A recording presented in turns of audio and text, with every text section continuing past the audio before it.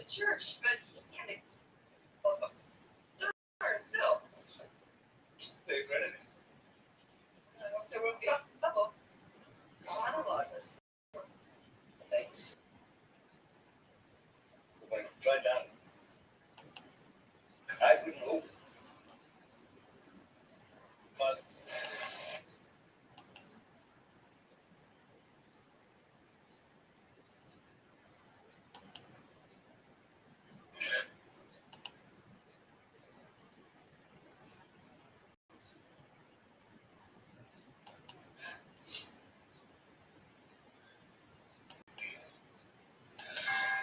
we can be there in 25 minutes. Champagne punch.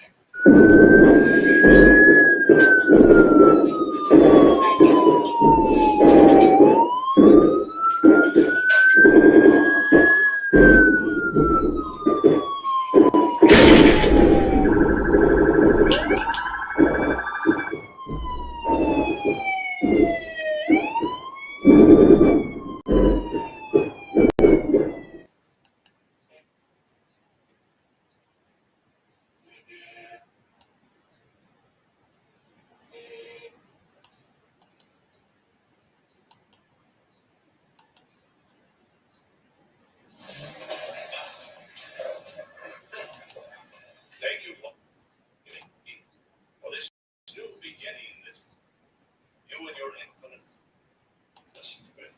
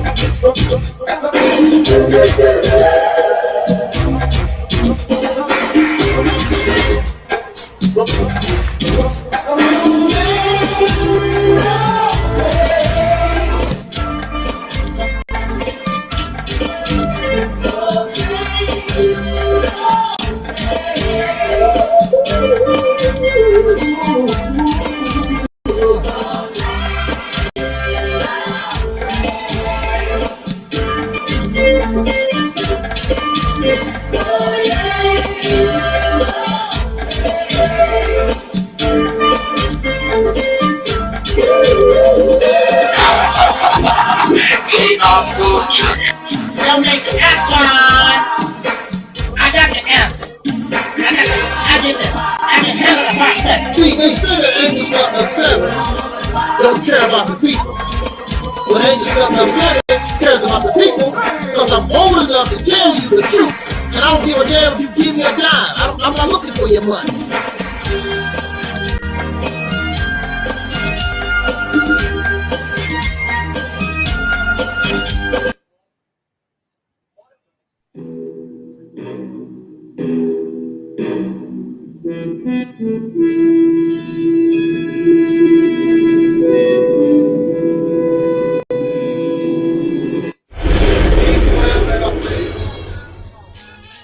Black people, it's all about the unity and nothing they can do with us, so ain't nobody. We are in a state of emergency. Prejudice. Want to show about it? Like to hear? Here you go. Free your mind.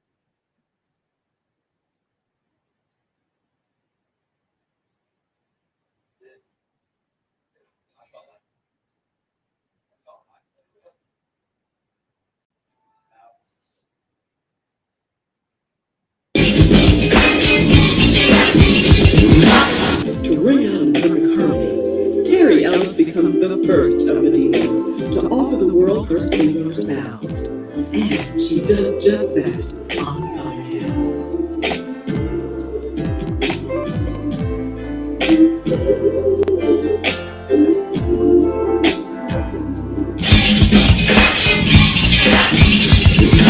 My brother Angel Snub 7 at the Reality Temple. And to give props to him, because I listened to all of Angel Snub 7's videos, I think that he comes from a different angle. And there's a powerful message in a lot of the videos that he put out, and I try to catch all of them. I look at him as a free thinker and a person that's willing to challenge those of which he don't agree with or which he may think differently from, and I really respect him for that. He's challenged KNBS, and he has also challenged the Black supremacy movement as well. And I have nothing against that, because that which cannot be challenged cannot stand, it will not stand, and will not survive the test of time. How many challenges we can withstand will determine how long we will be able to stand. History for the music, for the people, and for the fun. I love coming home. I'm on your side, man. Bounce TV, use applications. You are encouraged to day to day.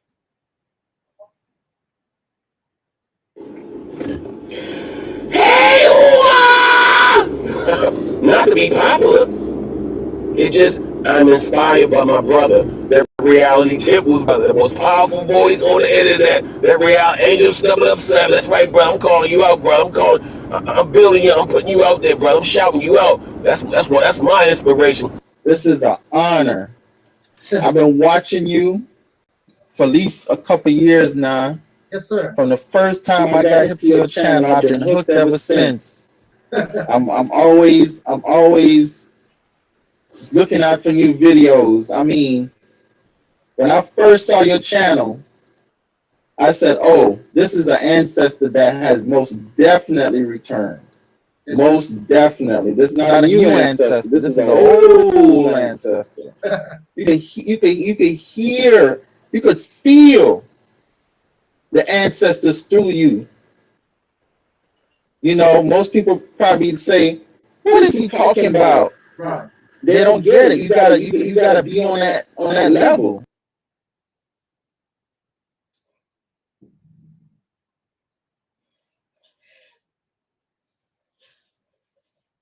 Had you worked with the Reverend for a very long time? Ever since you got here, 5 years.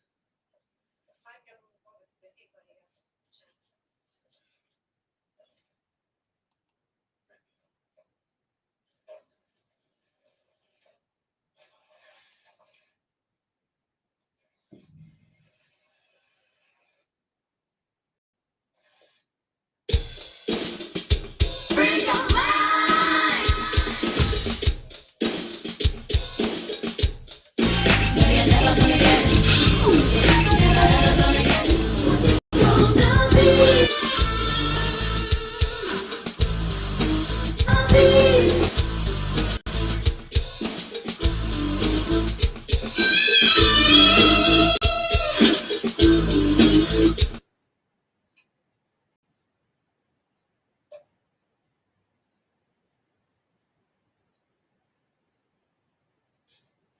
What about it? I checked everything. Mouth, toes.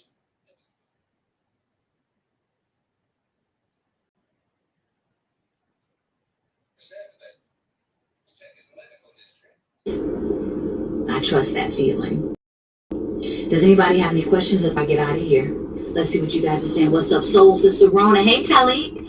I'm the brother that did my Mike Jackson in Tunica, Mississippi. Hey, now. Hello to Terry. Respect. Bless up. Bless up. Bless up. But when you have laws and things on paper that say, if you do this, we're going to punish you by incarcerating you, and you break them and you're dumb enough to get caught, then you're just dumb.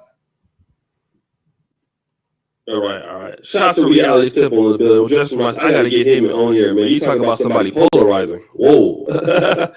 that brother is, I'll leave that alone. Shout out to the brother, though, Justin.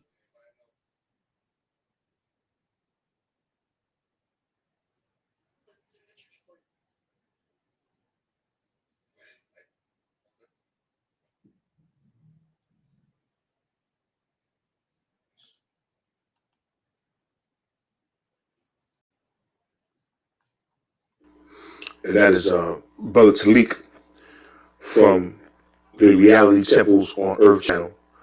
And if you get a chance to subscribe, please do subscribe to his channel. He's a good brother. You know, he's doing good work, and he wants to do good constructive things. He has good information to provide. So please do check out his channel if you get a chance.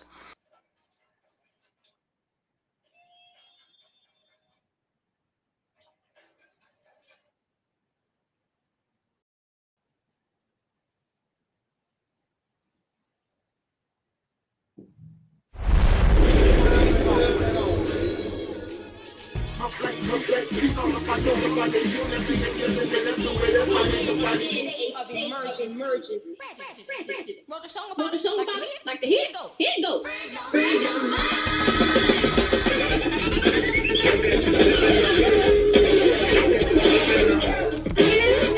Keep it real. What you? Cause I keeps it real like that.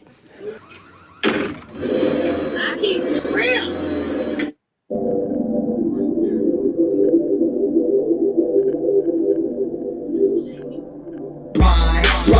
Ride, let's get this party started. Ride, let's get this party started quickly.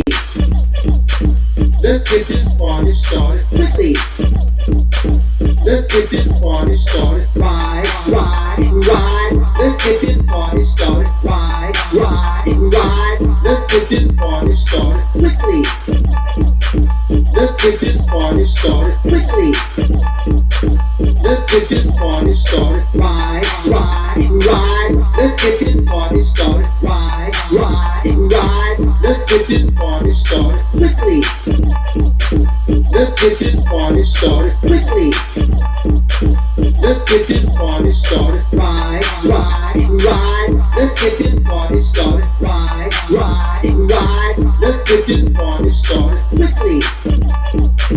Let's get this party started quickly. Let's get this party started. Ride, let's get this party started. Ride, let's get this party started quickly.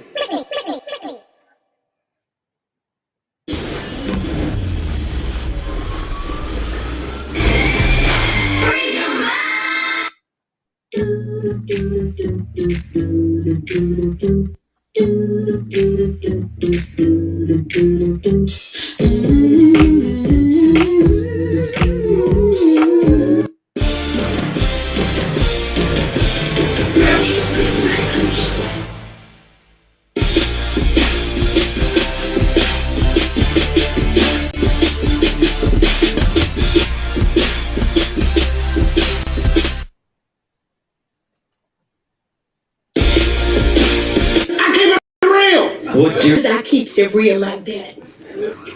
I keep it real.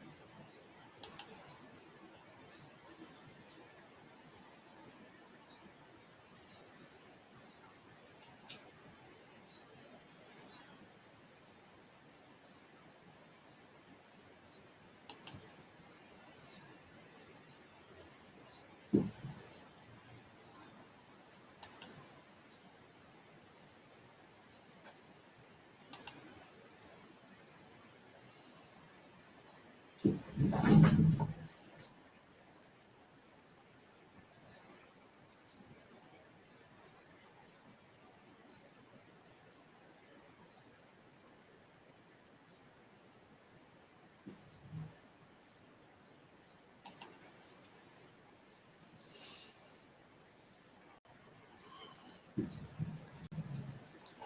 the name of our ancestors, peace forever and always, and welcome to another edition of what we call the Realities Temple on Earth Internet Ministry.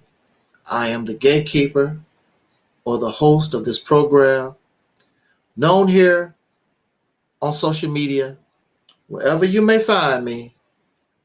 I am known as the mighty Angel Snupnup 7. I am your soul brother number 1.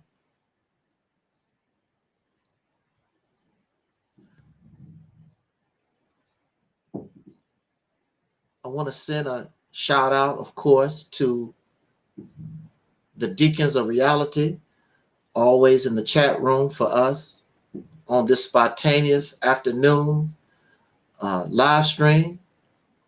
A shout out to Mellow Cap and Razzie and Z-Mad and Soul Sister Ann, and of course Soul Brother Talib, and all of you who have taken a moment of your time, whether it is now or in the future,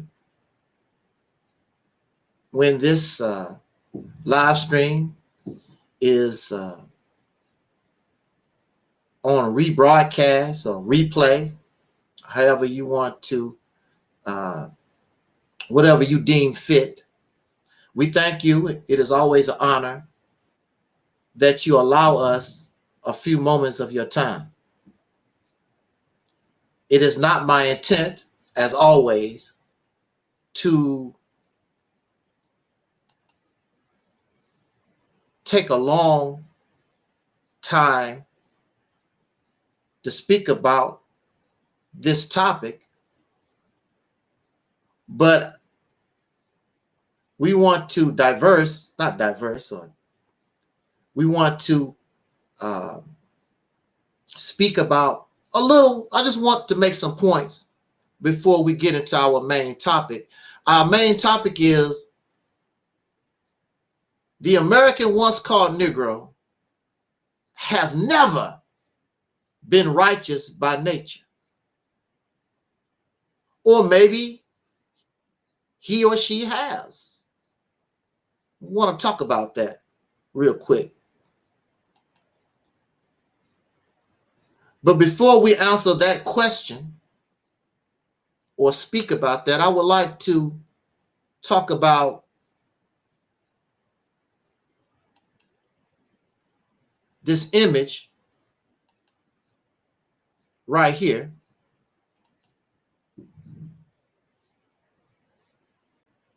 Some of you are familiar with this image. And we see this image in the media. And for those of you who may not be familiar with this image, no. It's not from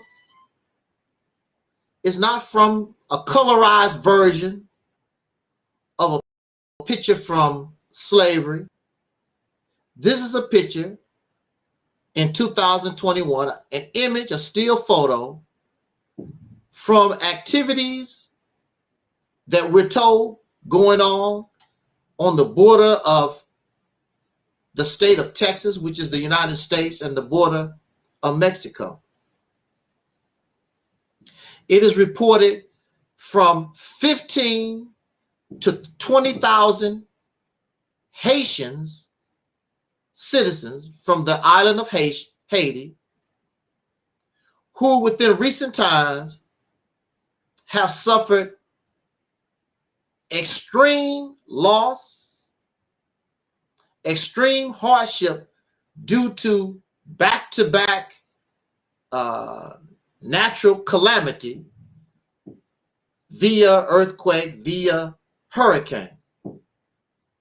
Also, their leader was also recently assassinated. So in that country, there is mayhem and hunger, thirst, lawlessness, and the list goes on and on and on. And the people, or the human being in general, because that's my home, I would try to tolerate and I would try to stay in my house. But tragedy after tragedy after tragedy, the people have gotten to the point where they feel they must leave their home.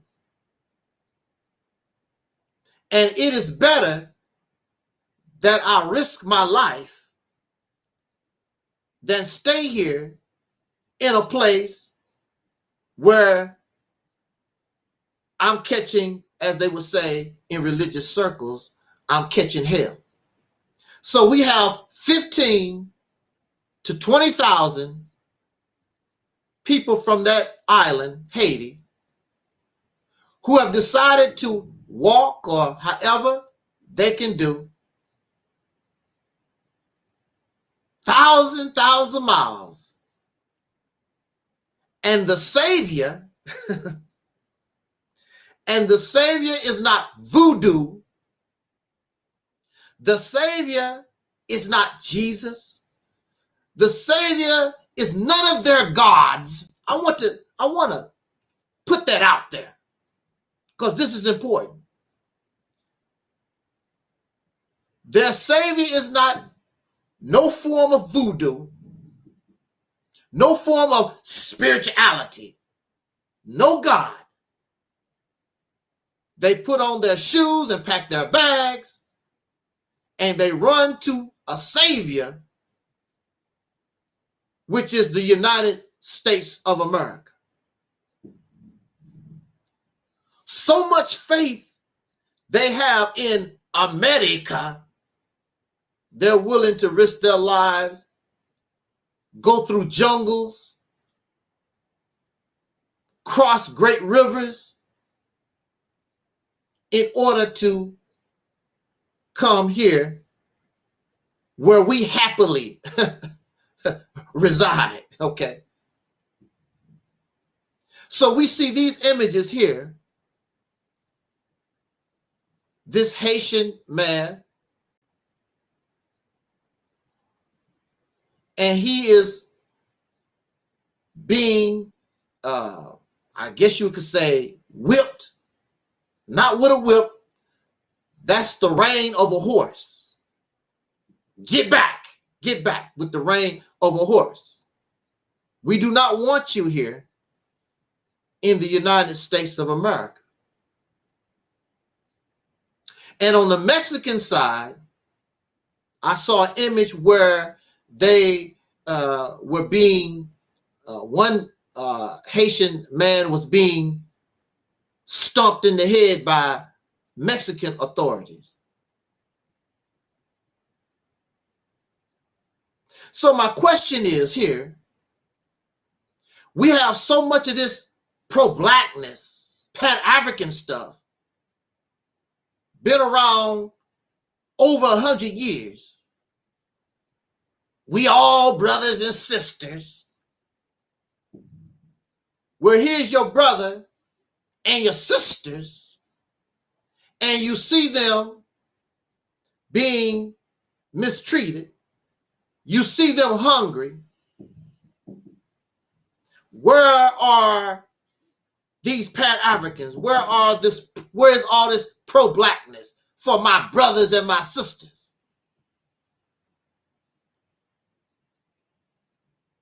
They're being whipped. Well, not actually whipped. Get back with the rein of a horse.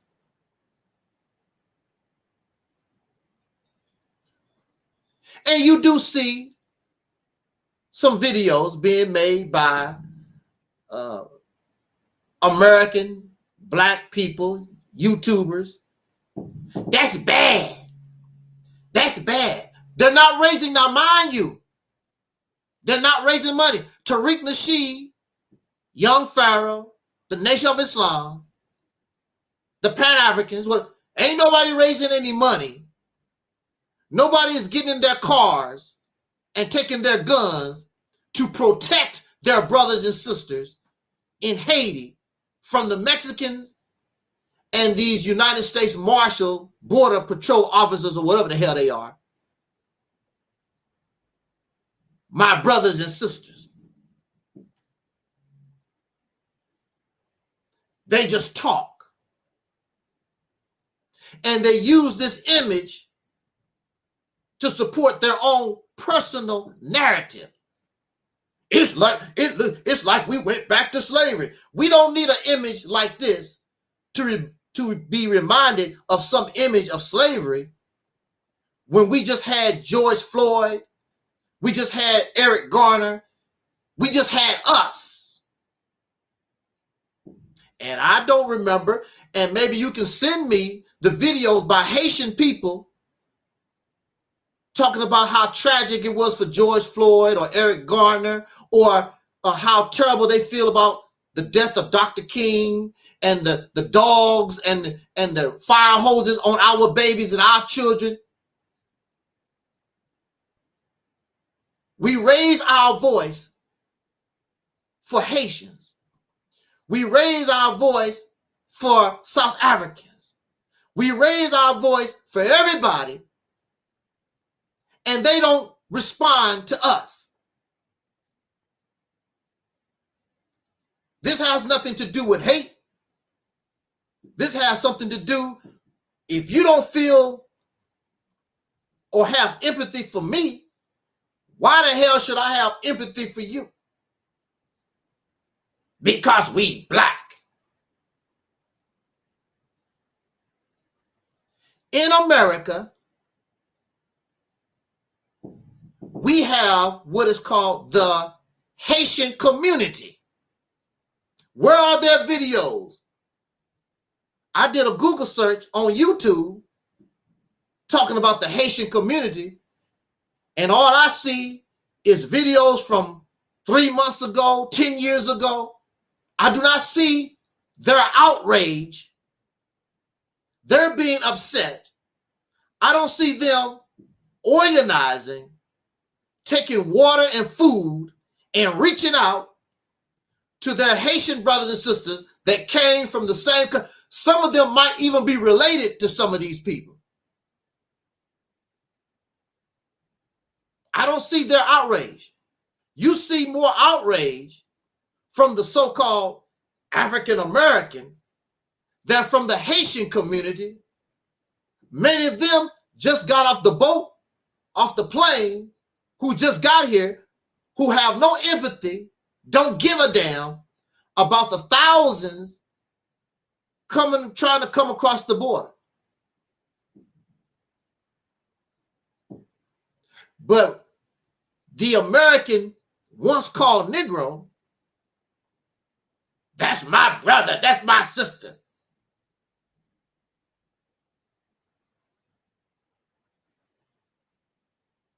You are my brother and you are my sister when you earn it. Not because you have dark skin. Not because you're melanated. You are my brother and you are my sister when you earn it. I am a child of the 1960s. I am a child of the 1970s.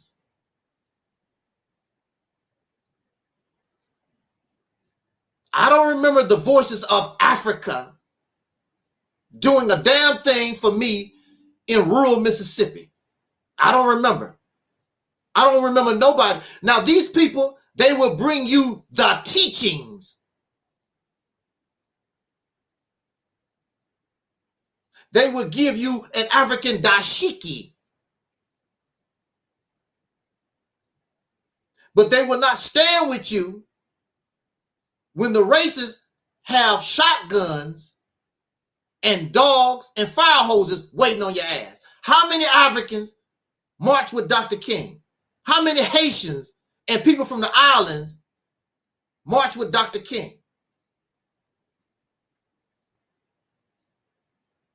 This has nothing to do with hatred. This has something to do with brother and sisterhood. If my own biological brother don't deem it fit that he helped me, the hell with him, and that's my own flesh and blood. We came from the same mother. The hell with him or any of my relatives. I have relatives in Houston, Texas, don't give a damn whether I am alive or dead, would not give me a crumb of bread. What the hell I give a damn? Since they don't give a damn about me, why the hell should I give? I'm not going to go around here and beg you for your love, for your friendship. This is the fallacy, and this is a facade given to us by these Pat Africans and all this blackity black lovey-dovey stuff. It's always we, the so-called American Negro, we're always the one. Africa, Africa. Let's love everybody from the islands and love lovey-dovey. It's the same attitude that you had when you was a Christian, talking about, I love everybody. We love everybody. You don't even know everybody, but you love everybody. Love the world. Love. And you laugh at them. Them stupid black Christians, they love everybody. I don't love the white man. But you do the same thing. Except you narrow it down to melanated skin. You narrow it down to being African and black and aboriginal or whatever the hell it is. And you love everybody. I'm pro-black. I love everybody black. But they don't show you the same love back. And you don't know them. Why do you love them, so you claim? Simply because they have melanated skin. They live in Africa or Barbados or Trinidad or some island. They have not done nothing for you. You will get a slice of bread from the white man before you get anything from these people. Show me the videos, how the Africans and the people from the islands or whatever, how they support the so-called African American. You don't see them making videos and slobbing at the mouth. I want to be the American Negro friend and slobbing at the mouth and bragging about they took a DNA test. I'm related to American Negro. I'm related to the American Negro. You are the only one dumb enough and stupid enough. You keep laughing at Christian people and you have the same mindset. You have the same mentality as they do, again, because you just narrow it down to blackness. But you still just as corny and silly and foolish as they are. Does this mean that we advocate this activity? No. Does this mean that we don't care? No.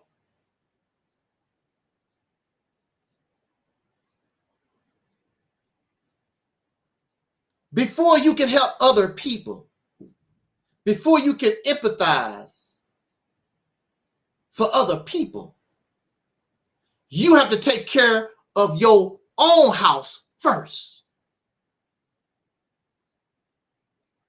You got to take care of yourself first. How can you slob at the mouth and talk about Africa and other people around the earth when you've done little and you've done nothing to solve your own problem? you got a severe and serious problem right here in America. And then these will become American citizens, and they will see you on the street and turn up their nose. Black Americans is lazy. Black Americans is savages. You will hear them. They will get into drugs, and they will not target the Haitian community or the Jamaican community. They will target you for their drugs.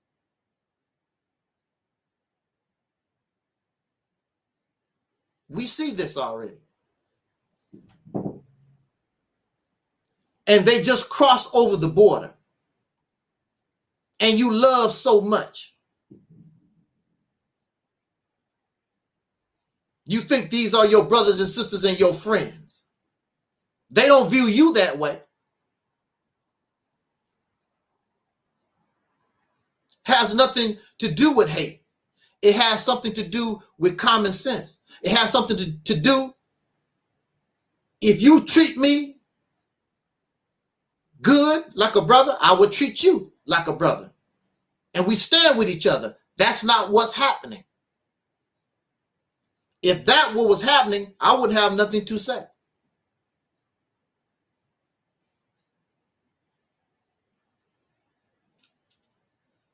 You're foolish in a different way. So I watched a video earlier, and we saw Hebrew Israelites in their costumes.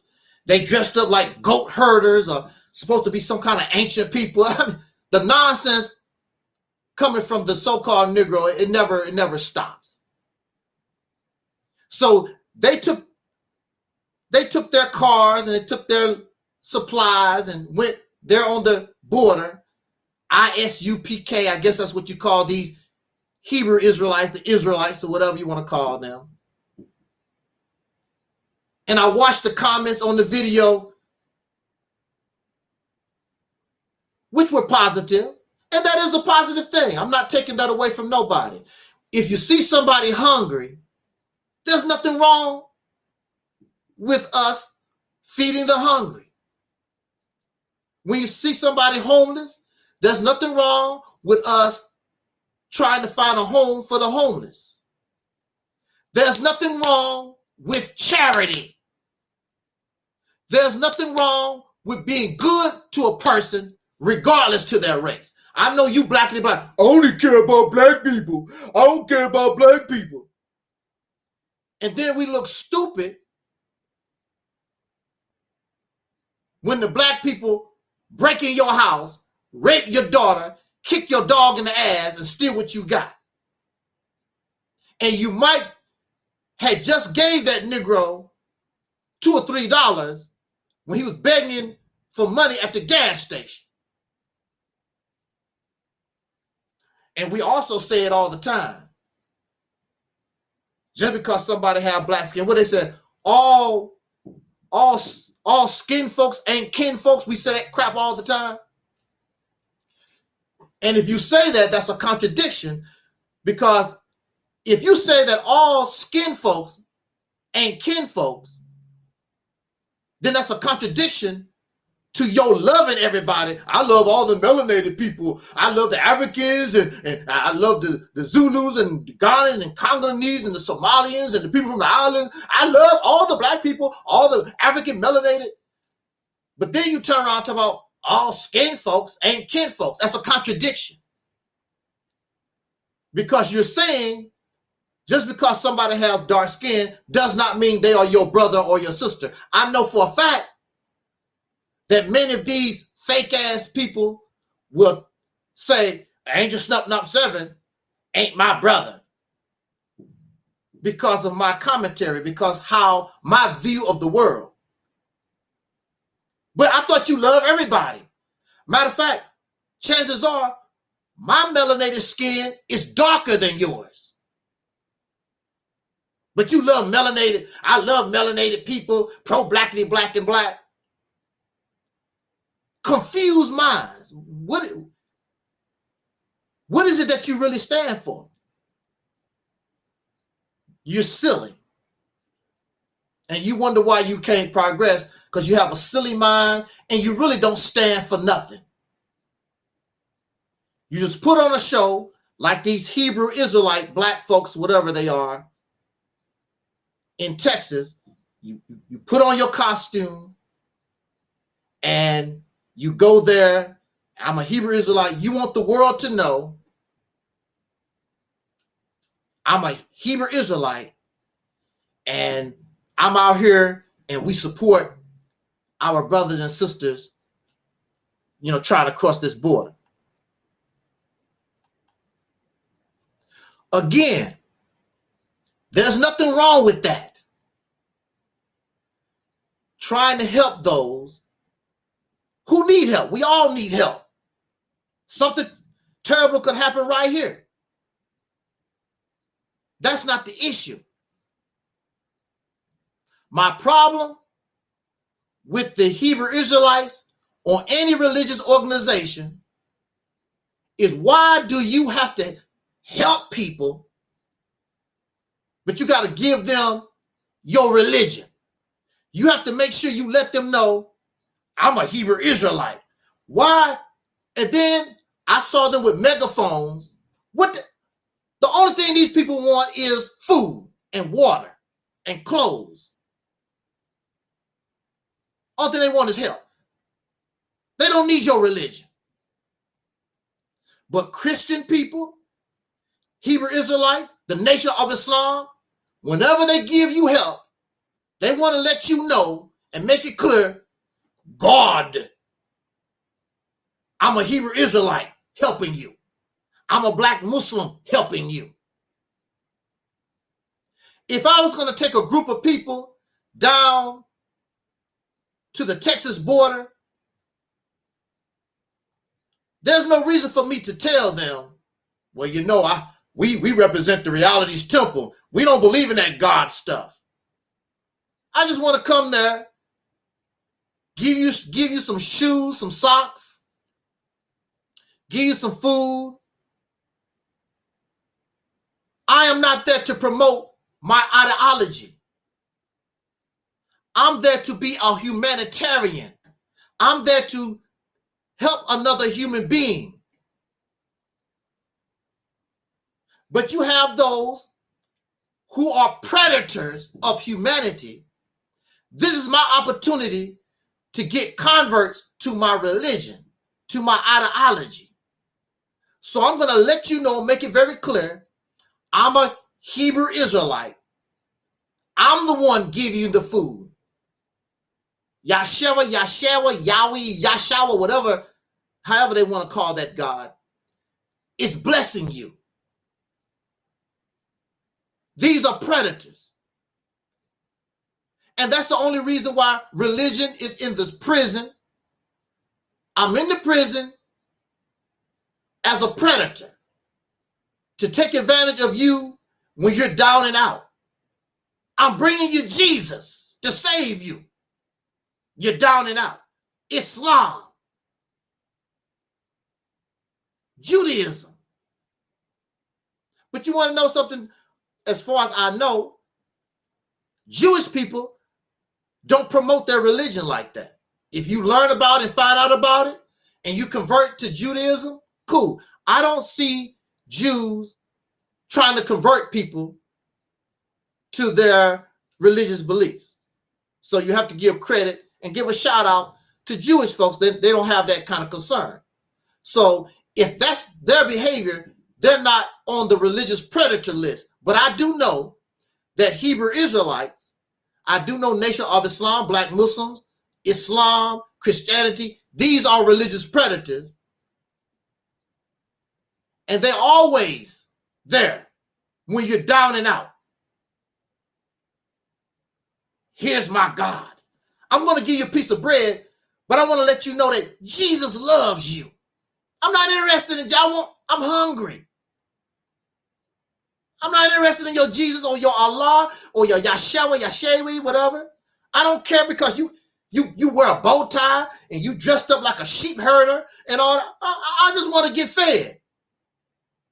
But we're surrounded by predators with an alternative motive. Their motive is not to feed you. Their motive is to convert you and let you know about Jesus or the Bible or the Quran or some religious garbage, dogmatism. So that means that your intent for the Haitians is not true, it's not real.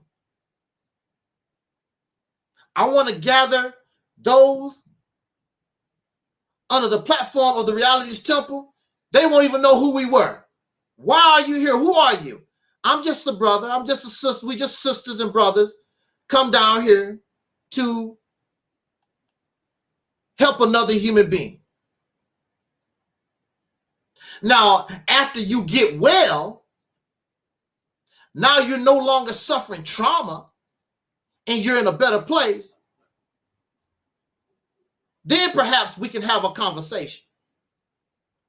But when you approach somebody when they're low, when they're suffering, of course,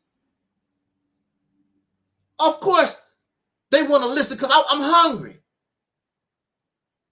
While I'm eating this sandwich, yeah, you telling me about Jesus. So the Hebrew Israelites are out here with their megaphone. Are you calling the people to bread? They're out here, of course, spreading their religious dogmatism. So they're not there because that's my brother, that's my sister. They are there for alternative. They don't have a good intent.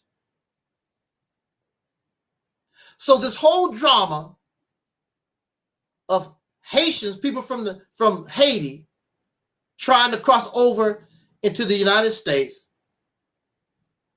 it exposes the hypocrisy, the predators. It shows how pathetic and low down and dirty and nasty and evil and wicked the human being is. And these come under the guise of love. They come under the guise of peace. They come under the guise of brotherhood. And they're not real. There's only two people in this world. Either you're real or you fake. And that's it. That's the points I want to make in regards to this Haitian immigration to the United States.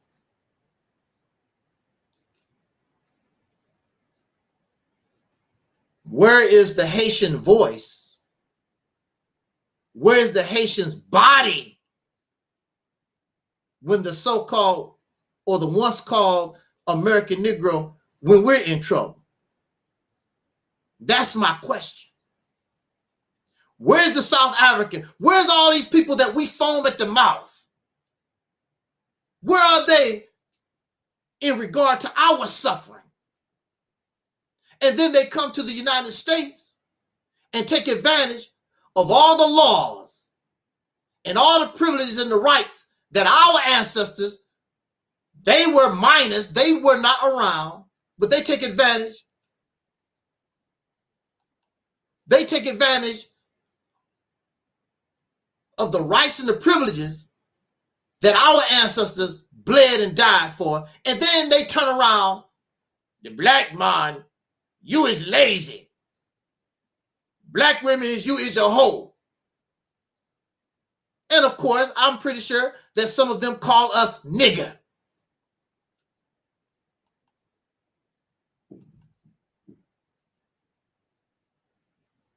You can get angry and upset all you want to.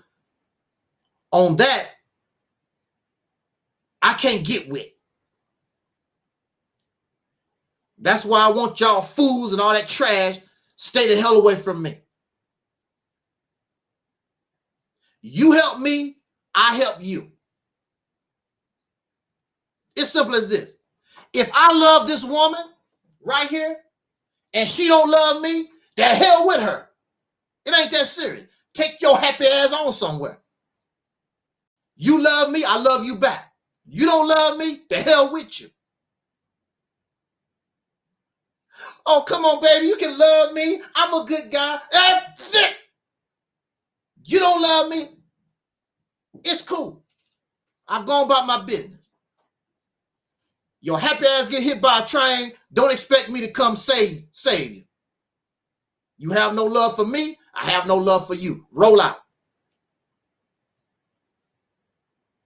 But that's my sister. She's a black woman. Please. You do that. I don't do that here.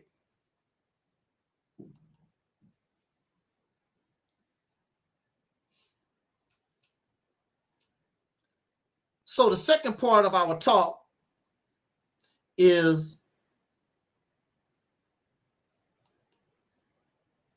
the American once called Negro has never been righteous by nature. There is a teaching which is a damn lie, I was taught the teaching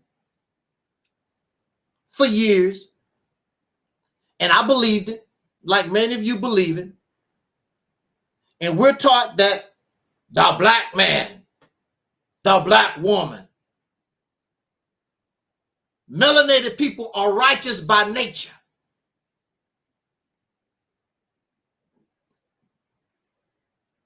I have some questions.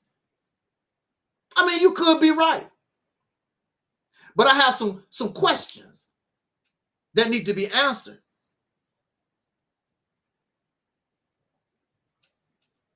Now, you have the scholars, you got the information.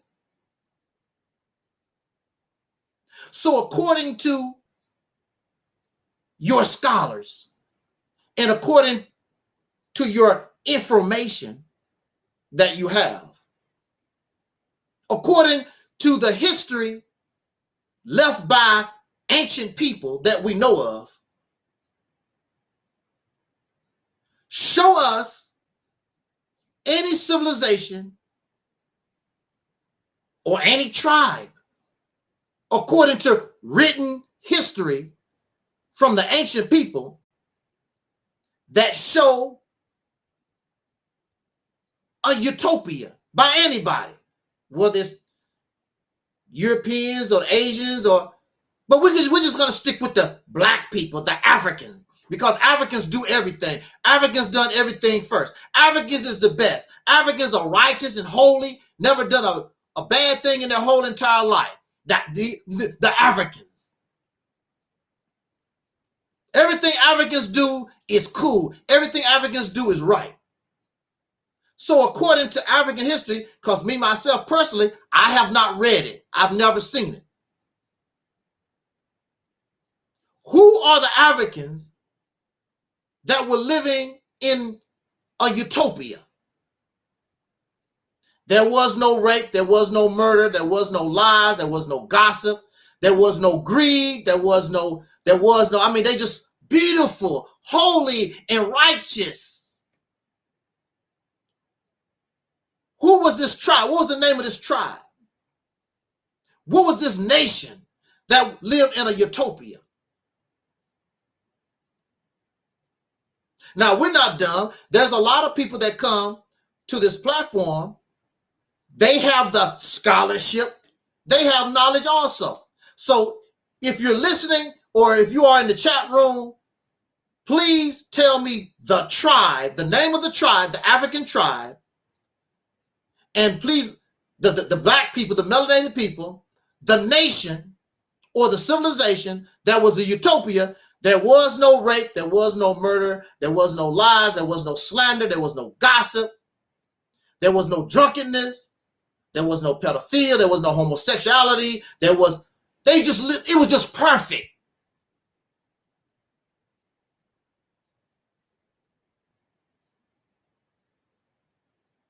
Because I would like to know.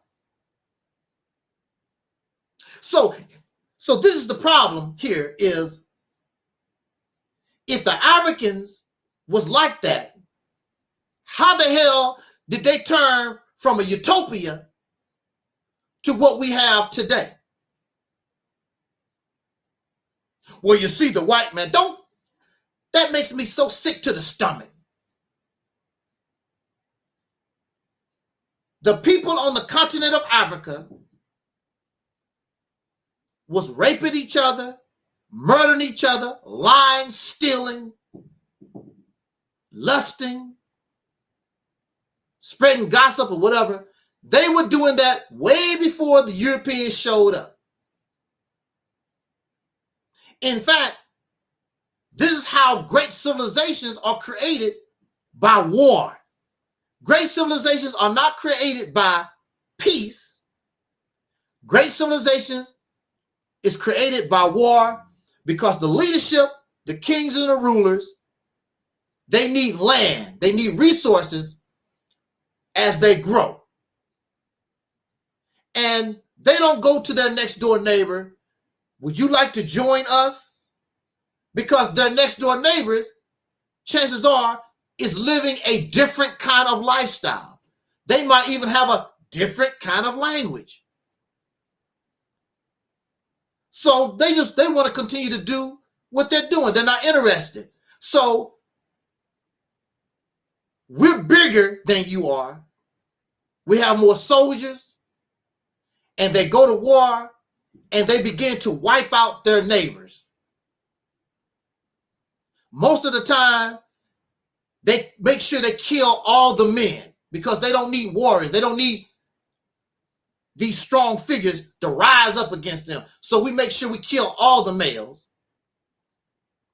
They might save the women, rape them to make more babies for them. And the children are young, they don't know, so the children can be raised in the new society. In a lot of cases, they would kill the men and the women because that woman, that mother, can pass down information to those children, and that's a no-no. That's a no-no. And then they burn down everything in that society. So the people who they conquered don't have nothing to return to, and the children have nothing to remember. And they destroy it all. And this is the behavior that you see in modern patriarchal societies. We don't know nothing about matriarchal societies. We never lived in one. We're not even taught about matriarchal societies. Back in the day, on early YouTube, there was a lot of people used to talk about the history of matriarchal societies.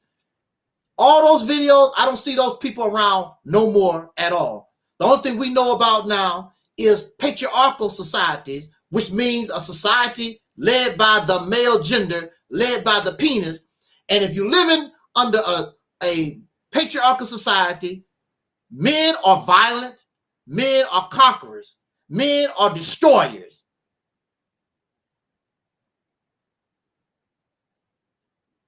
And this is what you see. Destruction, violence, bullying. And this is what you get, whether it's in Africa or China, wherever there's a patriarchal society or civilization, you see violence. So if the black man and woman, the melanated people in Africa, if they ever did live in a utopia, you better believe it was not ruled by men. Men are corrupt, violent, vulgar. They're rapists, murderers, conquerors, because men have this thing about, I'm going to be on top. I'm the dominant male. You even hear them on YouTube. I'm the alpha male. You're a beta male. You even hear this coming from the men. You never hear the women argue and debate and fight. Well, you know, the black woman, she's the alpha female. Sister. The Asian women are that. You never hear women argue and debate and fight over dominance. That's a sick male trait. And so the white man must show the world, I'm the dominant male. Look at my nuclear weapons. Look who I control. Look at my money. Look at all the women I control. Then the Chinese, I'm the dominant male. I'm coming for the title. The Russian, I'm coming for the title. I'm going to be the dominant. When you're living in a patriarchal civilization or society, you're always going to live in violence because the male must prove to other men, I'm the alpha. I'm the one on top. I'm the dominant. And when you look at wolf society,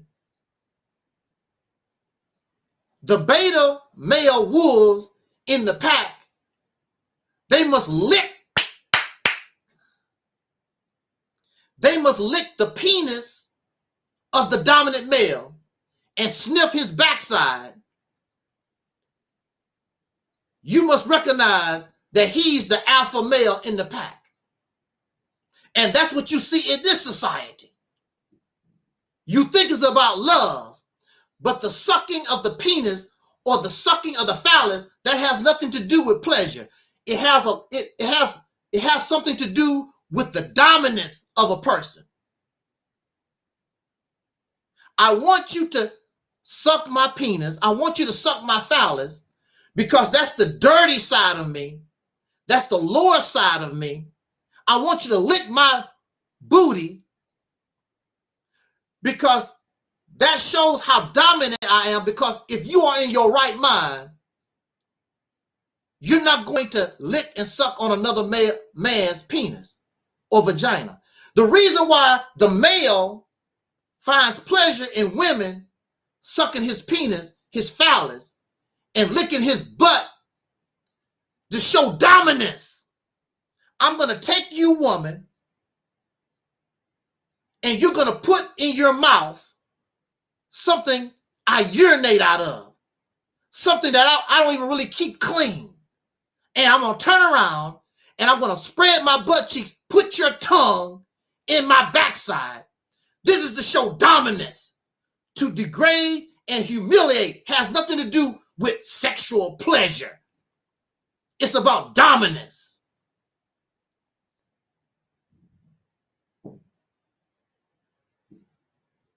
Rape is not about sexual pleasure.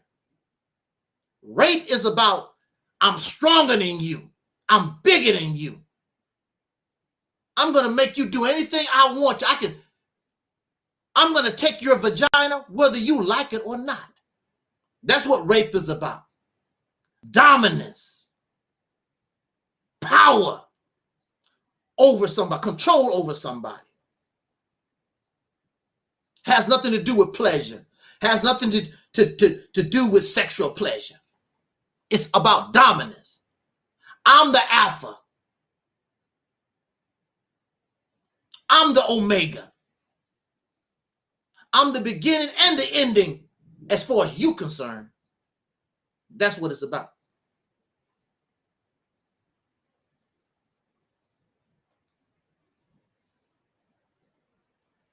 So you're telling me, and we're being taught that the black man is righteous by nature. Let me tell you something about nature.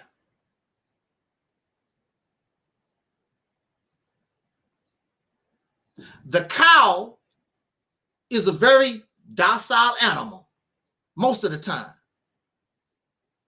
It takes a lot to make a cow angry. And if you do see a cow angry, it's usually the male. It's never the female. It's most of the time, it's the male. Cows are very docile animals. You can slap them, kick them, whatever. They just go moo, moo. They're very docile. That's their nature. They're docile even when they're getting hurt. You can slap them, kick them, or whatever, but they're docile animals and they just go moo. They don't really get angry and upset or whatever because that's just not the nature of a cow to show violence. They're not violent animals. And no matter how you breed them, no matter what you do to them, cows are just docile animals, just like sheep. And there's a lot of animals that's that way. No matter how you treat them or whatever, they just not goldfish. They're just not violent. They don't have that tendency. That's their nature. Now, if the black man and woman is righteous by nature, then no matter if you are in slavery or whether, no matter what happens to you, that will be expressed because that's your nature. But you see us, we are happy to slander, lie, gossip, murder. We're substance abusers with no problem. But see, if that was your nature, it would be a problem. If your nature was righteousness, why do you want drugs? Why do you want alcohol? Why are you lusting for your brother's wife? Why are you stealing? Now, there are people, because of their religion, they won't steal, they won't do this, they won't do that. But that has nothing to do with your nature. You're trying to live up to a teaching that you was given. That has nothing to do with your nature. If it was your nature, woo! See, look. If it was your nature, you don't need the Bible. You don't need the Quran. You don't need religion. You don't need spirituality. Because that's your nature. What can a Bible or Quran, what can religion and spirituality do for you when that's your nature? The purpose of the Bible, the purpose of the Quran and spirituality, the purpose is to get you closer to God, closer to nature, to make somebody that is wrong right. But if it's your nature, what do you need religion and spirituality for? You don't need it because that's your nature. And then the Bible and the Quran is supposed to teach us righteous behavior according to some man, what he think righteous behavior or morality is supposed to be.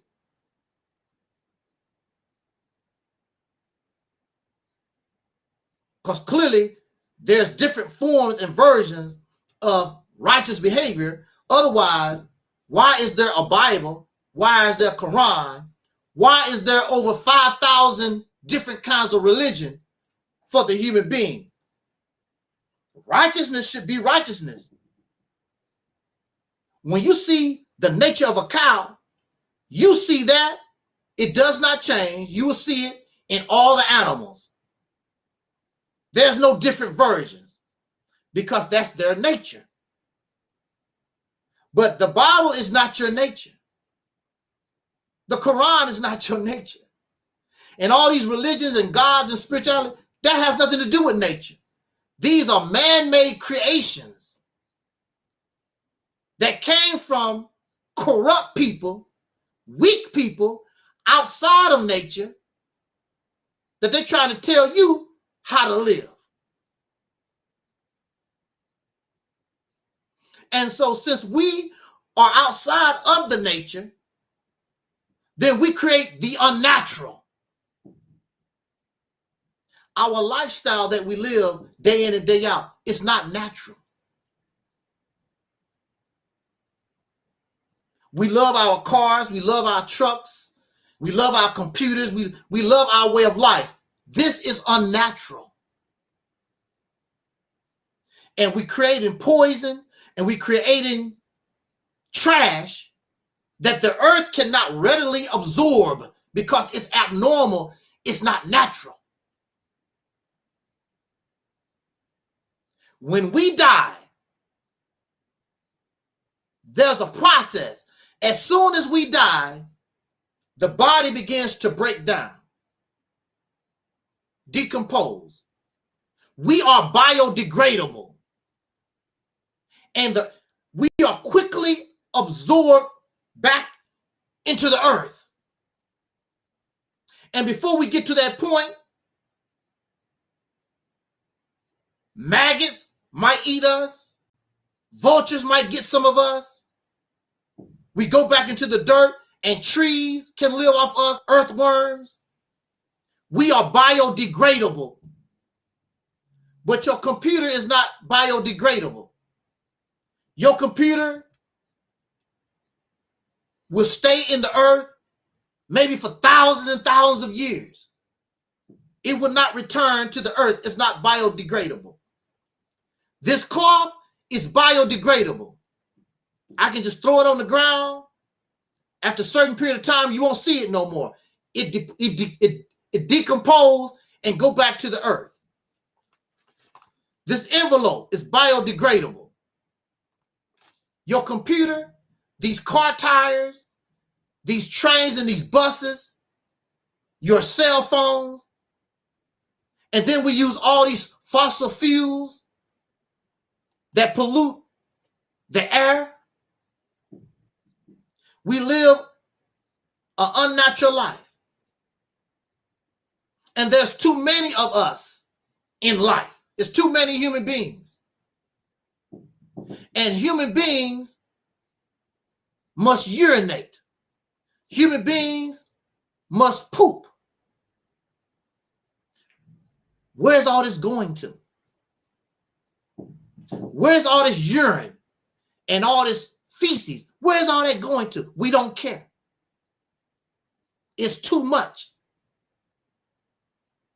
The earth can handle a certain amount of doo-doo and pee-pee naturally.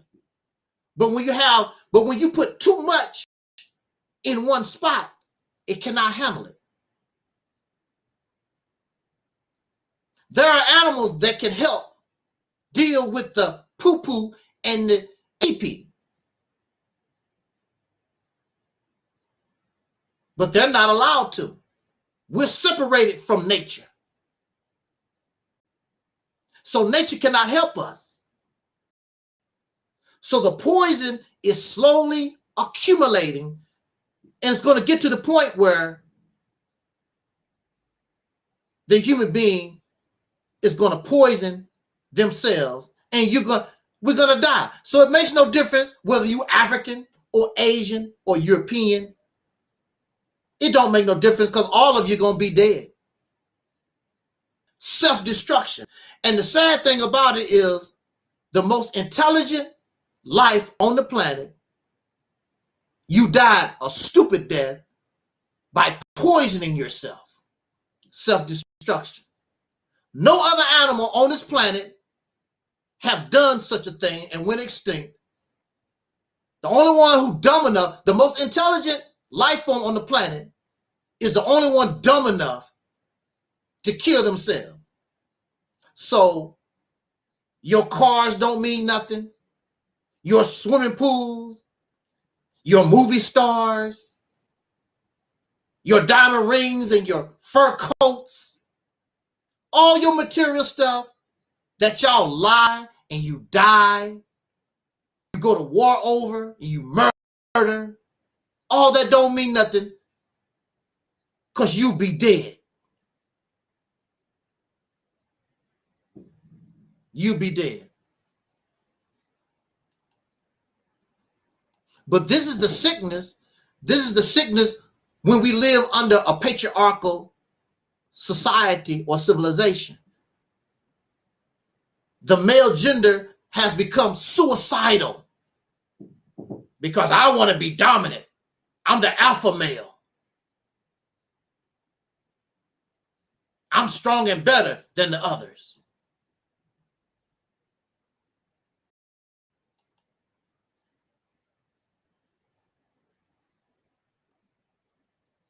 If we were righteous by nature, then we wouldn't be nasty as we are right now.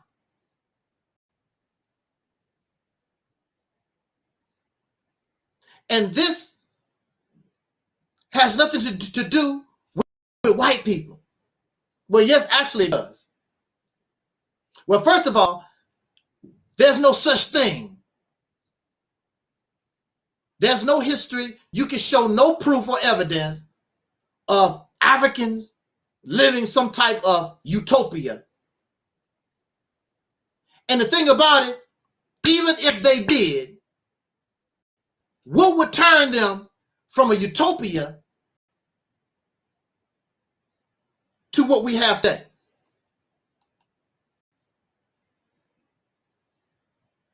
There's nothing righteous about Africa, no matter where you go. I don't give a damn if you went to the so-called primitive tribes or to the nations. There is no sign that they are righteous by nature. Violent, unjust, unfair, female haters, destructive. And that's what you're going to get living under a patriarchal society or civilization, because the male gender is corrupt. I did not say the white man gender, the Asian man. I said the male gender. No matter where you go in the world, most of the time, under male domination, is corrupt. Now, I did say, I'm going to say this, we're going to get out of here. I did see, and I believe it was Africa, these Caucasian men visited a tribe. I wish I had that on video. I wish I could remember where I saw this. But they went and visited this village, and they couldn't tell who was who. There was a king and there was a queen, but their hut, their house, looked just like everybody else. There was rich and there was poor. Look, now these are supposed to be savage people, primitive people.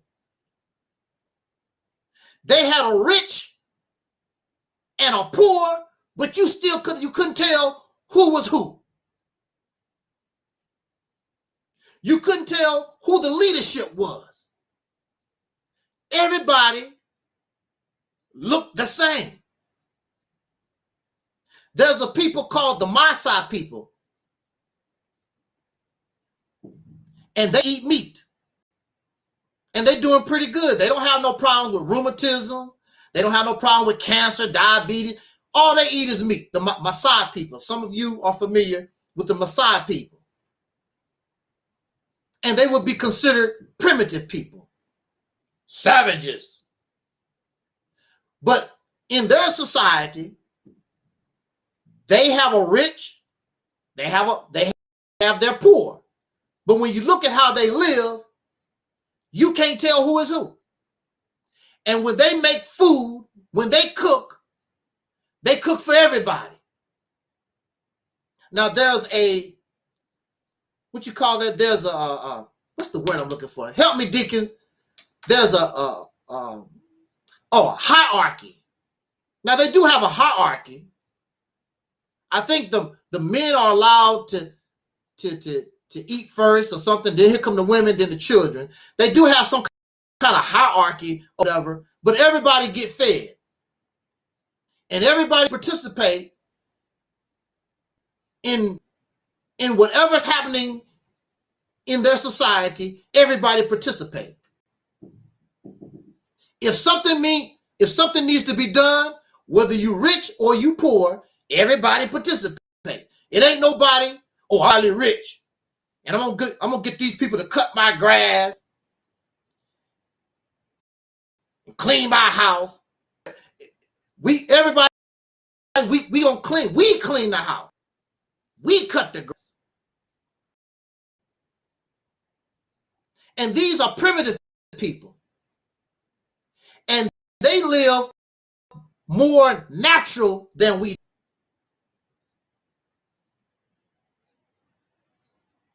So I did agree when I first listened to Nature Boy. I thought he was a nature boy. But what he is, he's a corrupted Christian. He's some kind of corrupted pro-blackness guy. There's nothing natural, there's nothing nature about Nature Boy. He's an exploiter of women. He has nothing to do with nature. His mindset is the unnatural. It's founded upon another man, some man's view of what life's supposed to be. So we're living not natural, we're living the life of the vision of some man.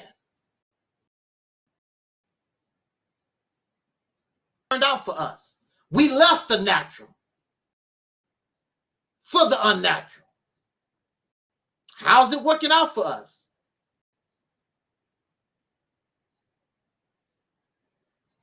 So it's a lie. Especially if you are a so-called American Negro. We've been living with unnatural people who are violent, vulgar, nasty, disgusting, warmongers. We've been living with them for over 300, going on 500 years. Now, if it was your nature,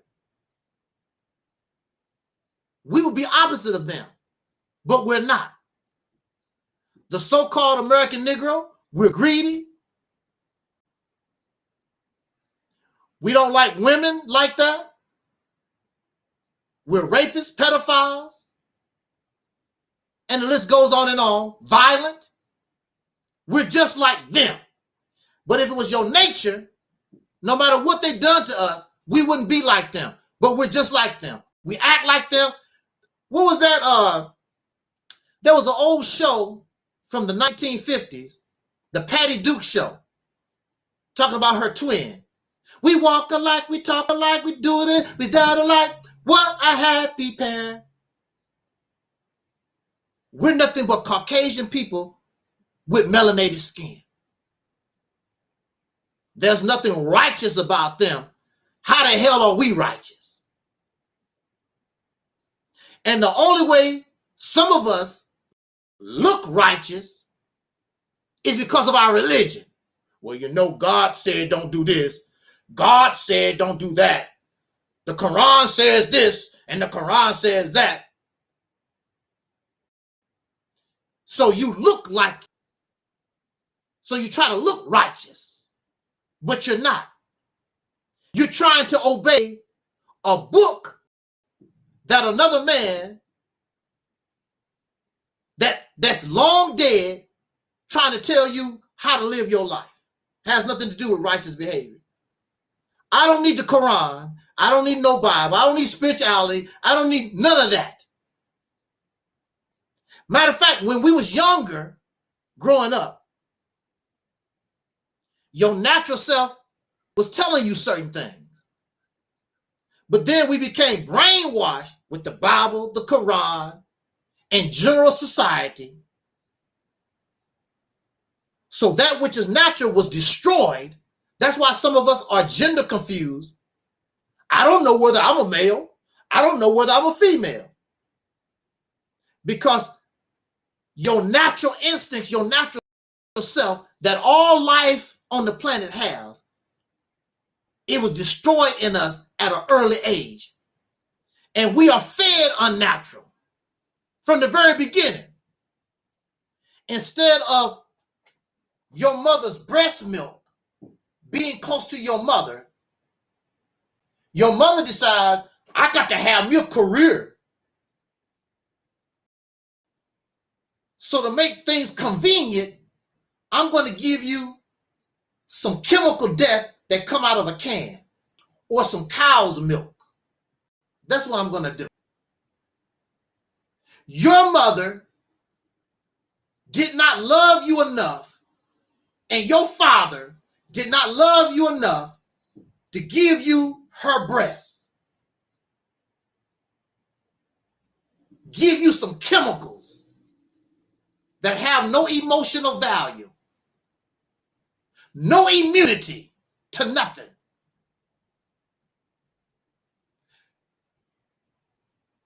We are told there are things in mother's milk that we don't even know anything about. And when you get that can of Similac or Enfamil, it says on the can, the best milk for your baby is breast milk. So you're giving our children chemical death that is not full. You're giving children milk, these chemicals, and their brain does not develop properly. So when you talk about mental illness, and when we see people that can't think real good or whatever, one of the most important and first organs of the body that begins to develop is the brain. And one of the most important parts of your body is your brain. Your brain is the only reason why we even know we are alive. When your brain stops functioning, that's the end. All this don't mean nothing without the brain. The brain is the reason why we can relate to our reality. We have to be able to think. So when you come here to the Reality's Temple, it's not about brainwashing you to the way I think. When you come here to the Reality's Temple, it's about giving you something to cause you to think and analyze, being logical, being able to reason, critical thinking, the acceptance of reality that can bring us back to nature.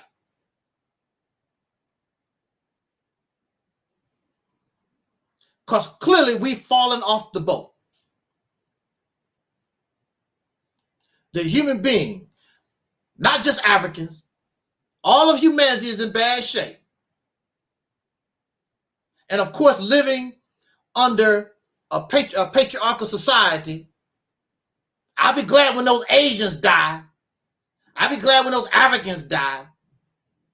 I hope all the white people die. Guess what? All of you think the same kind of crazy ass way. All of you gonna die. You're on your way out. This male gender is so corrupted, it's become suicidal. The technology that this male has developed has made your demise quicker. In the ancient days, the human being was on their way to self-destruction, but now because of the technology, now you're on your way to the graveyard faster. That's what has happened. The male gender is criminal. The male gender is corrupt.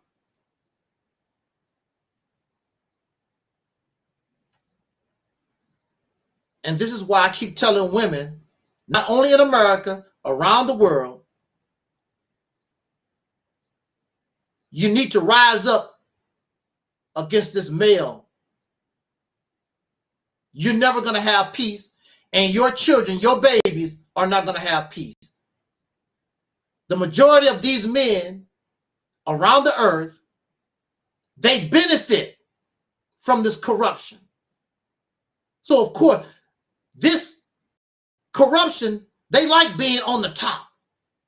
Just like when you live in a racist society, there's a lot of Caucasian people who truly don't like white supremacy, racism. But a lot of them, they might not tell you, but they like being on top. They like the advantage and the privileges that white supremacy gives them. And that's why you don't see them really fighting against it, because it gives them an advantage. It gives them privilege. It's the same thing living in a patriarchal society and civilization.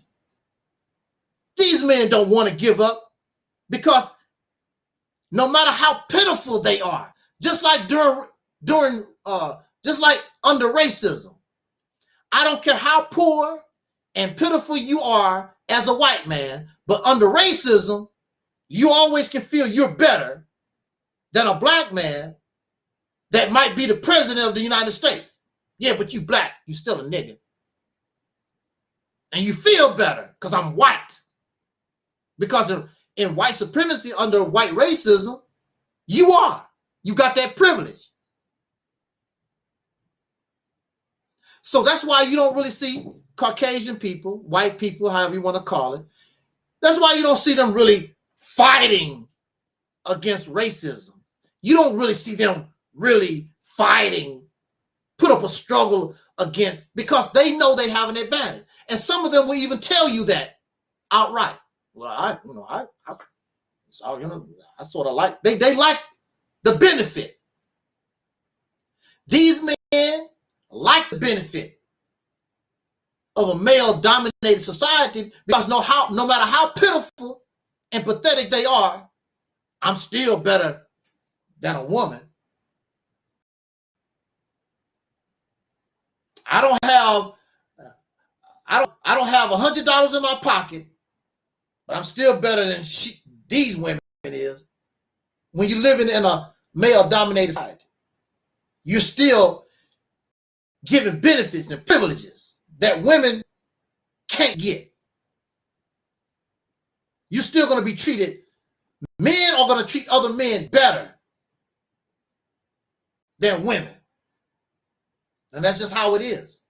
So that's why I say to the sisters, that's why I speak to womanhood. I don't speak to the sisters. I speak to womanhood. You need to rise and take this bastard out of power. They are the problem. And if your men really love you the way they claim, they will stand with you to take the corruption and bring the planet, bring humanity back to balance. But as long as you stay docile, as long as you keep believing in their bullshit religion and spirituality and all this garbage that they teach you, you're going to stay right here where you at, under their foot, their slave. And if that's what you want, so be it. I guess it must feel good to you, because women, you've been under the foot of corrupt men for thousands of years.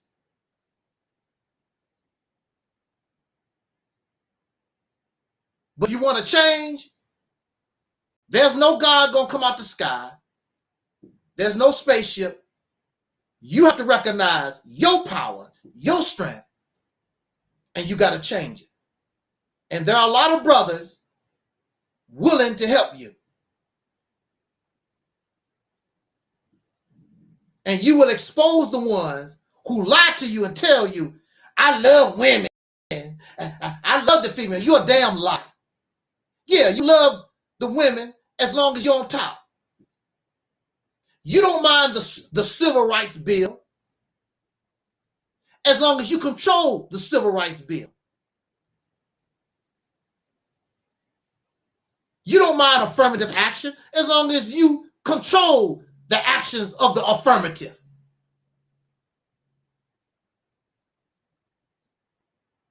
You don't mind as long as you can control, as long as you can maintain your privileges and your benefits.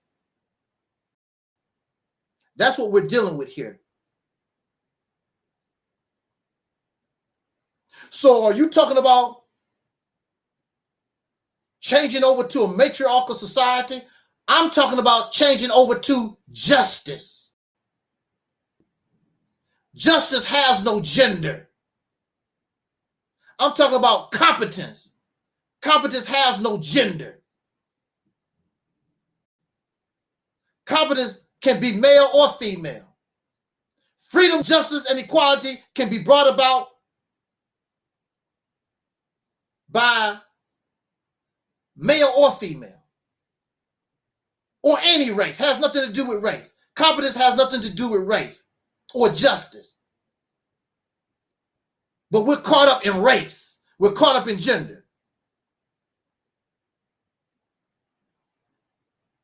So every day you hear these people talk about the black man, the white man, the red man. Race. And if it's not race, well, you know, the men do this and the women can't do that. Somebody always got to put somebody in some box. The rich better than the poor. I'm better than you because I can read and write and you can't. All this type of stuff needs to be destroyed. If somebody can't read and write, then you help them so they can read and write. But we put ourselves and we put people into all these different classes and categories because somebody wants to be better than somebody else. And as long as the human being has this attitude, you're on your way to self-destruction because you are too intelligent to be functioning on that level. If you truly want to go to heaven, and I'm not talking about the heaven in the Bible, I'm talking about go out into the universe, then you have to get humanity together because all of us in these different circles, you're not going to make it. But as a species, as a human being, as one, we have the talent, we have the potential to go out there, not just talk about it. So Star Trek will become true. Battlestar Galactica will become true. Star Wars will become true. And if you notice those science fiction stories like that, it's not about gender and color. It's about the technology, developing the technology to continue to go where man has never gone before. Now, according to some of the science fiction, they allow the sickness of racism. I'm a human being. You such and such from another planet. And there goes the fighting and the killing and the murdering. See what I'm saying? We have to stop this with us. If we want our future generations to have a future, and if you want them to do better, if you want them to go to heaven, the buck stops with us. And we're not righteous by nature, but we can take the steps necessary where our future generations, they can be righteous by nature. They don't need a Quran. They don't need a Bible. They don't need to be caught. They are righteous by nature. Coming from the unrighteous who learn how to check these things. To my knowledge, there's no history except religious, some kind of fabricated history that we're taught of some utopia where Africans live some type of righteous lifestyle. It never happened.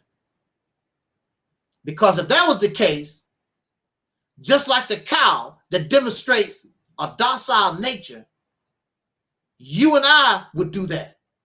But we don't. We're very violent. We're vulgar. We're nasty, disrespectful, arrogant, and the list goes on and on. There are individuals, and I'm going to say this, we're going to get out of here using myself as an example. As you know, we had a back and forth with a sister that was on this platform. But listen to me talk compared to them. Look how they cuss and they're profane and vulgar and nasty and just tell lies and blah, blah, blah. Compared to me.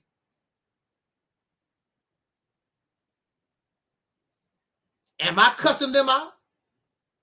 Am I hollering at them and screaming? Because see, that's not my nature. I'm not like that anyway.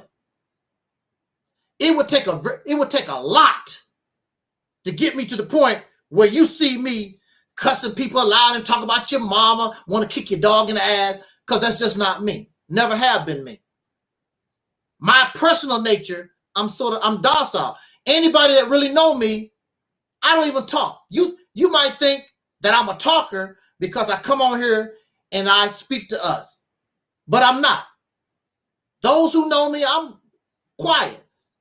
Now, if you want me to talk and we get into a conversation, I can do that. And if I enjoy the conversation, we can talk. Most of the time, I'm silent. I'm not a talker like that. But you see how I express myself. I just made videos showing the truth of the situation. I didn't run around here talking about your vagina dry. Try to humiliate somebody. I just went out, looked through the videos, used their own words against them, and presented receipts. That's all I've done. It's not necessary to talk all nasty and what they said, you getting all indignant. That's not necessary. But see, that's my personal nature. Their personal nature, you're a deceiver, manipulator, you're greedy, you're a user, you're arrogant, self-righteous, and the list goes on. That's them. That's them. And no matter where they go. And so they have a problem in personal relationships. They have a problem holding down jobs because that's them. They cause their own problems because there's nothing wrong with them. And they don't want to do better. But their attitudes and their behaviors cause them their problems.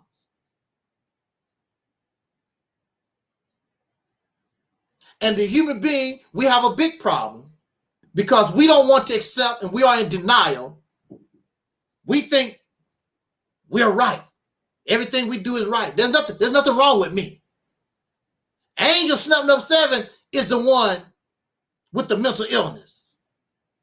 Angel Snubbing Up 7 is the crazy one. But look at them. Look at the Pan-Africans. Look at the pro-black folks. Look at the Hebrew. Look at them. What do they accomplish? Do they progress? No. It's not my fault. But I thought they know it all. I posted a video earlier about Brother Polite. He has all the information. He's a scholar. He wrote 90 books. Now he's in court. All of his scholarship, all of his books, all of his information, what is it doing for him? He looked like he almost getting ready to cry. Because now, when he saw the realization that his bond could be taken away,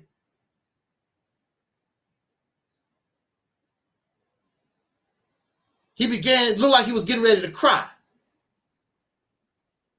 But you got a long road to come until those charges or whatever is dismissed or whatever. You got a long road ahead of you. And he should already understand and know, because he's been in the criminal justice system before. It's not his first rodeo. But when we get arrogant, when we think we're more than what we are, something is going to come here. Something here going to come here and give us a reality check. I would suggest to the human being that you take heed of this warning before you find yourself in a place where there's no return. And death is reaching out his arms. Come on, baby. You had your time. Come on, baby. Come on. I'm just death. I ain't gonna hurt you none. It's time for you to die. Come on. Come on, human. Come on, Africans. Come on, Asians. Come on, women. Come on, human men. Don't be scared. Death here for you. Come on, baby. Come on. That's your reality. That's your reality.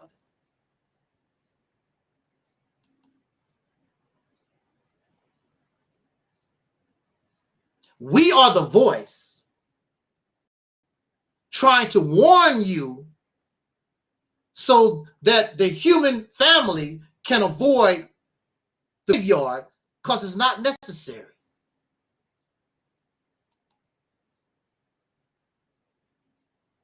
You don't have to go to the graveyard. But at this moment in time, if we don't change our course and direction, everything that you've done, y'all lie and you steal and you cheat, everything that you build don't mean nothing when you're dead. And your children not going to inherit a damn thing. Generational wealth. They're not going to inherit nothing because they're going to be dead. They are no longer going to exist. So you've done all this for nothing. All this fighting and killing, hating, murder, slander, gossip. Did all of it for nothing. Because the only way all of this is a benefit, you have to be alive. If you're not alive, it don't mean nothing. All the awards my brother Michael Jackson got don't mean nothing. When he died in 2009, his Grammy Awards, his American Music Awards, his humanitarian, everything he ever done in life, his awards that he got from people don't mean nothing. In 2021, his awards don't mean nothing.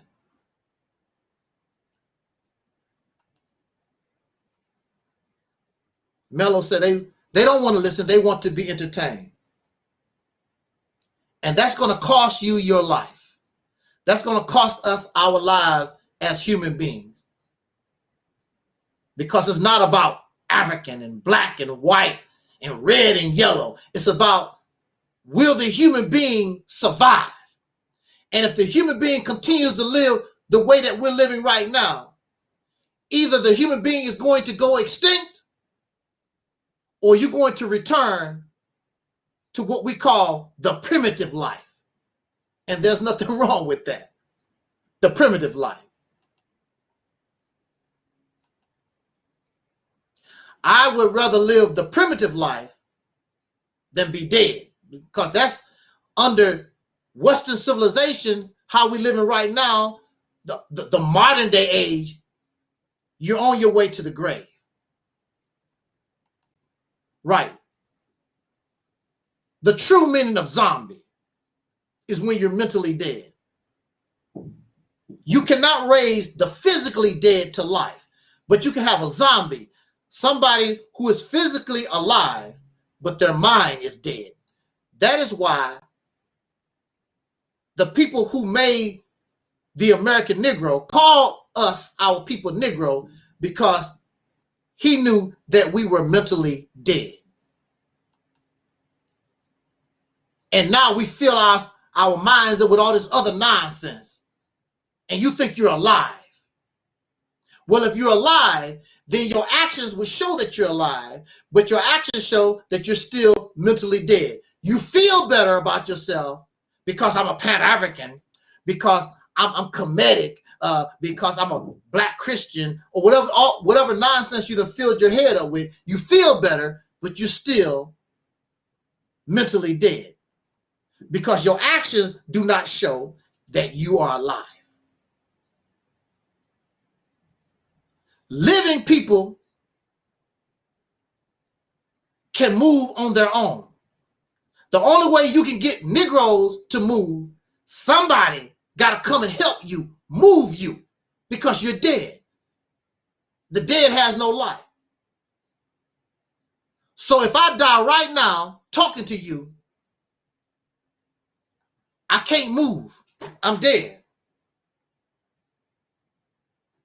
I would never move. I have no life. So somebody alive have to come and get me out this chair because I'm dead. And that's how it is with the so-called Negro in this country. Something have to come and move us because we're mentally dead. That's why you need the Bible, the Quran. You need somebody from a foreign country, Jamaica, Marcus Garvey, Noble Drew Ali have to go to a foreign country, Master Farad Muhammad. Somebody got to come and move you because you're dead. You're not alive. And your God has no compassion, no mercy on you to give you your own life, give you your own prophet, give you your own book, give you your own spirituality. Everything that we get always comes from an outside source because we too damn dumb. And that's acceptable to you. Somebody always telling you and me, that's right, that's wrong, because the information and the scholarship that we got comes from outside sources that we did not create nor control. Well, you're not going to do that here. This is a brand new beginning. This is a brand new beginning. Ain't nobody coming here telling me a damn thing. I'm God here. I'm the creator here. We're the gods here. We're the creators here. Ain't nobody gonna come here and tell me that's right, that's wrong, because we are the creators. We write the book. We develop the culture. You're not gonna tell me right or wrong, because we're the mother. We're the mother and the father. We are the Alpha and the Omega.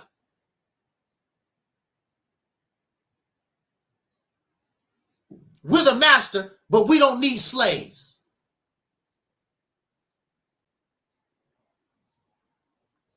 Absolutely, Deacon. That's the difference. And you know why? Because we're supposed to be free and we're supposed to be alive. Then act like you're free and you're alive. And you're alive, that you're living.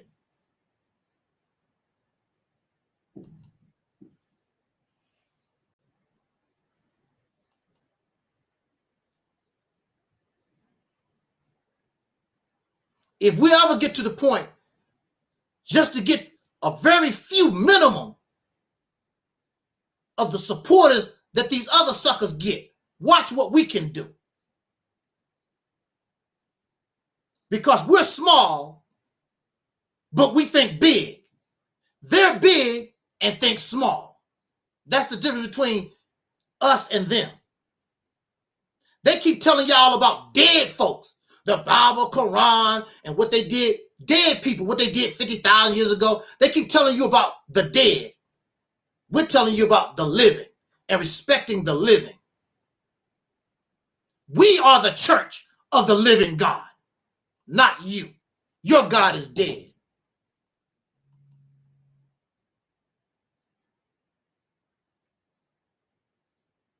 I don't know what it is or why.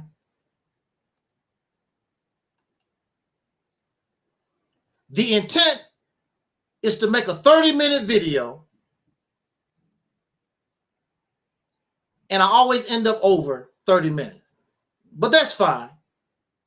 I like to spend time with my audience. I like to spend time with us because I know many of you enjoy the company when your brother shows up and goes live. And I enjoy your company. It's a blessing, as they would say in religious circles, to be around those like myself. And so this is the year of the purge. And that's all I want around me is people like us. No more of that foreign nonsense, because that's a distraction. And they're not interested in brotherhood. They're not interested in sisterhood. They're not interested in nothing except the promotion of their garbage. And that's what it is as far as I'm concerned, garbage. We don't need them.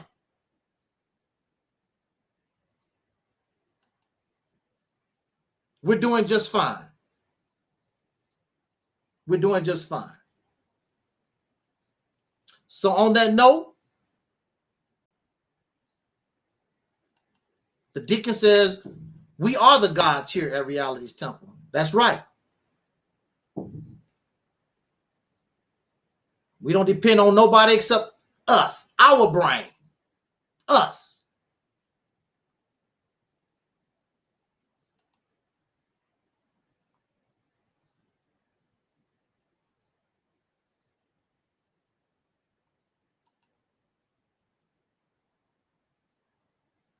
And we can't be touched.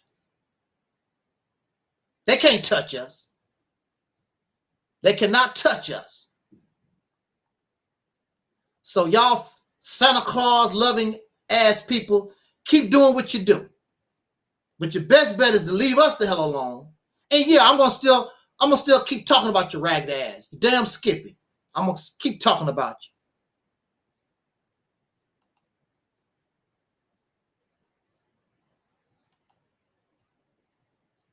Oops, I was trying to do something here. But yeah, we're going to get out of here. Okay, I think that's the right one. Yeah. We're going to get out of here. We said what we need to say.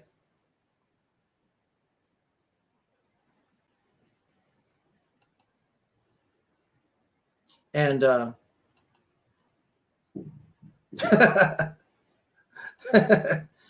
absolutely.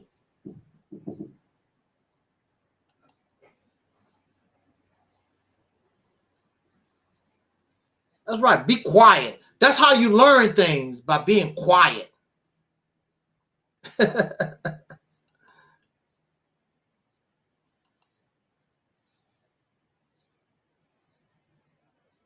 And I would say, I don't mind a debate now and then, but I'm not going to debate these losers. The only thing they want to do is scream and shout and all that old crazy stuff. You know you can't do nothing with Angel Snub Number 7, and I know it. Your best bet, just go on about your business and try to convert people to your mess. Because you can't debate me. You're not on my level. Your scholars, and your historians can't do nothing with me. And this is not to say that their information is not valid or it's not credible. But there are certain things that you don't say, because if you did, it destroys your narrative. So that means you don't give a damn about reality. You don't give a damn about truth. You just want to support this narrative. And that's not what we are about. I want to know how things are for real.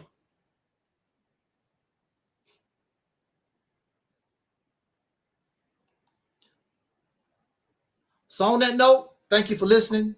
Jot down your comments. If you would like to buy or check out an excerpt of my autobiography, it's on Amazon. The link is in the description box. If you want to donate to the platform, you can do so. The link is in the description box. You can support our brother Taalik. The link is in the description box to his channel. Also, above all,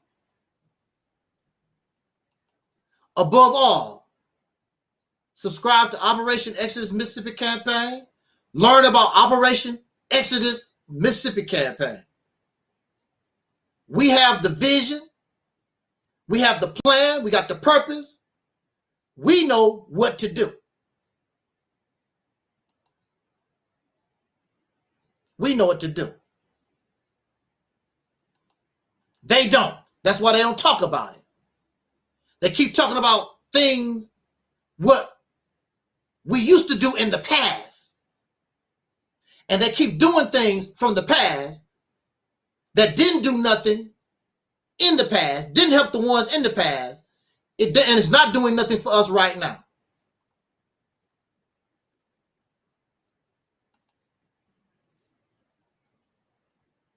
Operation Exodus Mississippi Campaign.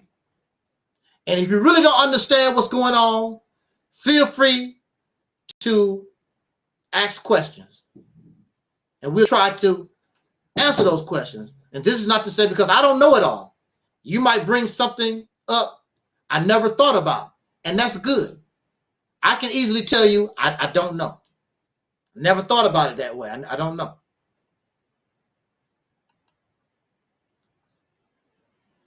Absolutely, Deacon. And the thing about us is, even when we lose, we win. That shows you how bad we are. Even when we lose, we look like winners. And that's how we as a people, this is how we should be seen all over the world as a people. It don't make no difference. Even when we lose, we win. That's how bad we are. And that's how it used to be back in the day. But now we're trying to be like everybody else instead of ourselves. Then if we're a loser, we look like losers. All right. On that note, let us try to be as righteous as we can.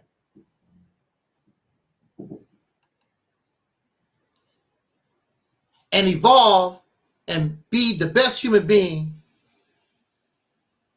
that we can be.